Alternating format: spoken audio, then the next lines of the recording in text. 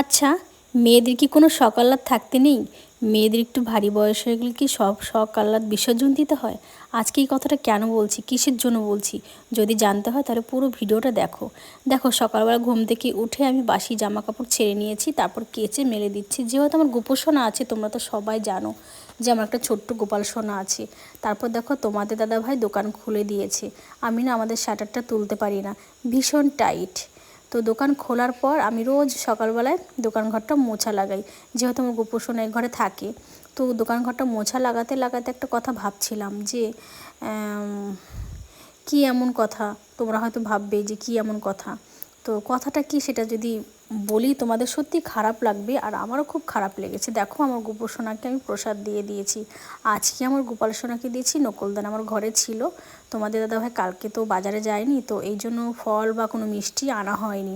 তো আমার গোপাল সোনাকে না প্রত্যেক দিন প্রায় দিনই আর কি মিষ্টি ফল দেওয়া হয়। আর তোমাদের দাদাভাই বাজারে গেলে আমার গোপাল সোনার জন্য ফল মিষ্টি আনবে, সেটা কিন্তু বাধা ধরা, ওকে বলতে হয় না, বাজারে গেলেই ওই জিনিসগুলো আনবে। তো দেখো, আমি সকালবেলায় দোকান ঘরে ধূপ ধুনো দিচ্ছি, প্রত্যেক দিন এটা করতে হয়। তোমাদের দাদাভাই পারে না করতে, কিন্তু আমাকেই করতে হয়।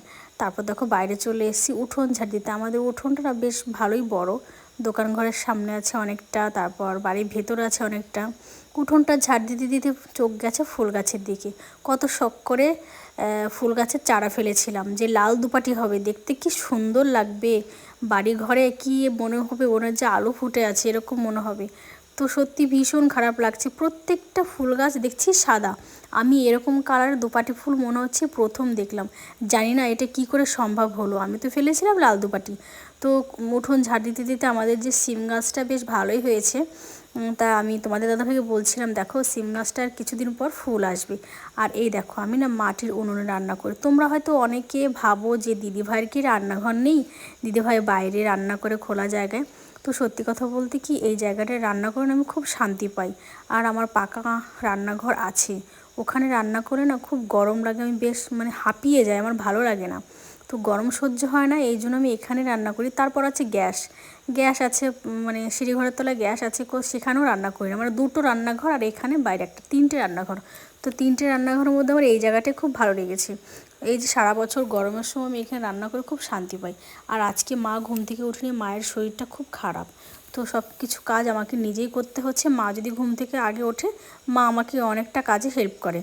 কেননা মা ভাবে যে বৌমা একা একা করবে, আমি বসে থাকবো না, আমার শাশুড়ি মা একদম অন্য ধরনের। তো যাই হোক, তোমাদের যে কথাটা আমি বলতে চেয়েছি, দেখো, আমার ইচ্ছে হয়েছিল যে একটা গাউন ফ্রক পরবো। তো আমার মেয়ের জন্য একটা গাউন ফ্রক অর্ডার করেছিলাম। গাউন ফ্রকটা যখন এলো আমার খুব ভালো লেগেছে, তো আমি খুব শখ করে পরেছি।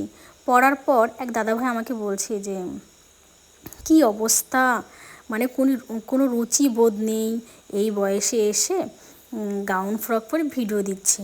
তোমাদেরকে একটা কথা বলি, আমার থেকে তো অনেক বয়স্ক লোক আছে, অনেক মহিলারা আছে, তারাও কিন্তু এখনও সালোয়ার কামিজ পরে। আমাদের বাঙালি বউরা কিন্তু সবাই শাড়ি পরে না, এখন কিন্তু বেশিরভাগ সালোয়ার কামিজ পরে, লং জামা পরে। তো এই জন্য কিন্তু আমি কখনো কাউকে কিছুই বলি না। তো আমার পরিবারে যারা আছে সবাই আমাকে খুব ভালো ভালো কমেন্ট করে, আমার খুব ভালো লাগে। সবাই আমাকে শ্রদ্ধা জানায়, দিদি বলে, বোন বলে, বৌদি বলে। কিন্তু এক দাদা ভাই এরকম কথা বলেছে, আমার এত খারাপ লেগেছে, তা আমি তোমাদেরকে সেটা বলে বোঝাতে পারবো না। আমার বিয়ের আগে শখ ছিল আমি কিছু চুড়িদার বানিয়ে বানিয়ে পরবো, তো সেই শখটা আমার কখনো পূর্ণ হয়নি। সেই শখটা তোমাদের দাদাভাই এখন আমাকে পূর্ণ করার চেষ্টা করছে।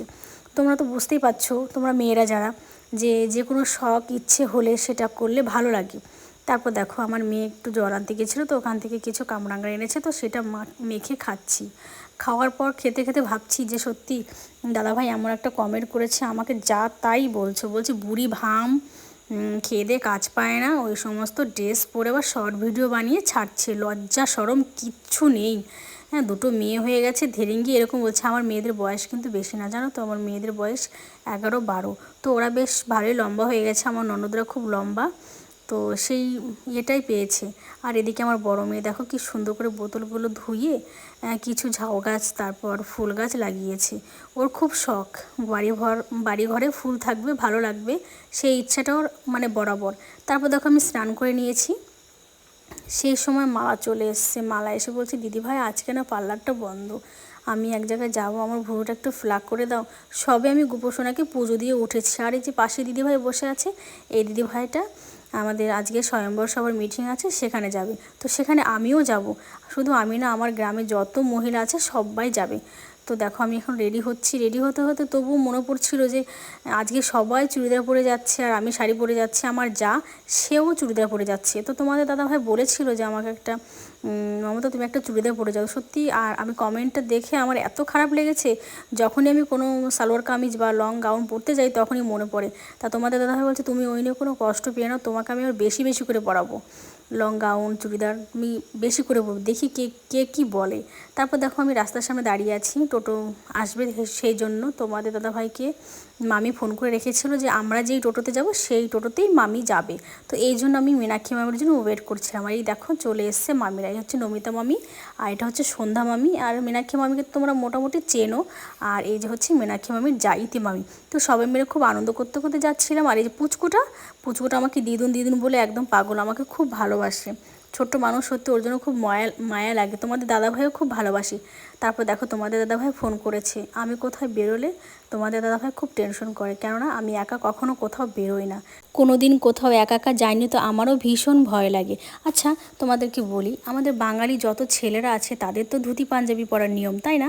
তারা কি ধুতি পাঞ্জাবি পরে না। তারা প্যান্ট শার্ট পরে দিব্যি ঘুরে বেড়ায়। কই আমরা মেয়েরা কখনো তাদেরকে বাজে কথা বলি? কখনোই বলি না। কিন্তু আমরা যদি একটা শখের জিনিস পরি, সেই জন্য ছেলেরা এত বাজে বাজে কথা বলে। কেন বলবে? সেই অধিকারটা কি আমি তাকে দিয়ে রেখেছি? মোটেও না। আমার হাজব্যান্ড আমাকে সব সময় বলবে যে তোমার যেটা মন চাইবে তুমি সেটা পরবে। আর দেখো আমরা স্বয়ম্বর সভায় এসে পড়েছি। আসার পর এখানে কোনো পাখার ব্যবস্থা ছিল না। তো এই যে দিদা বলছে আমার ভীষণ গরম লাগছে, দিদিভাই একটা পাখা দাও। তো কি করব, আমার কাছে ছিল একটা খাতা। তো সেই জন্য দিদাকে আমি খাতাটা দিয়ে দিয়েছি। দিদা হাওয়া খাচ্ছে। আর দেখো আমাদের মিটিং কমপ্লিট। তো সবাইকে টিফিন দিয়েছে। এই যে হচ্ছে আমার এক যা। দেখো আমার যা কিন্তু আজকে সালোয়ার কামিজ পরে এসছে। কই, আমরা তো কখনো কিচ্ছু আলোচনা করি না, কেননা এটাই পরা ভালো। সালোয়ার কামিজ পরলে সেফটি। তো শাড়ি পরলে দেখো অনেকটাই বাজে লাগে। অনেক সময় পেট বেরিয়ে থাকে, চারিদিকে খোলামেলা থাকে, বাজে লাগে দেখতে। তো তোমাদের ছেলেদেরকে বলছি, তোমাদের মনে হয় ভালো লাগে শাড়ি পরে থাকলে, তাই না? কেন ভালো লাগে? তোমাদের তো নজর তো বাজে দিকে যায়। আর সালোয়ার কামিজ পরে থাকলে তো তোমরা কিছুই দেখতে পাও না।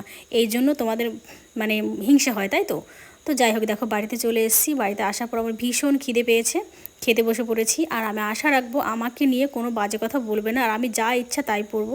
সেটা বলার অধিকার কিন্তু তোমার নেই। আমার পরিবারের সবাই আমাকে ভালোবাসবে। আর আমার সবাই সাপোর্ট করবে। আশা রাখবো যে তুমি কখনো আমার ভিডিও দেখে এরকম বাজে কথা বলবে না। যদি না ভালো লাগে আমার ভিডিও দেখো না, তবু ঠিক আছে। যাই হোক, তোমরা সবাই খুব ভালো থেকো, সুস্থ থেকো, আমার পাশে থেকো।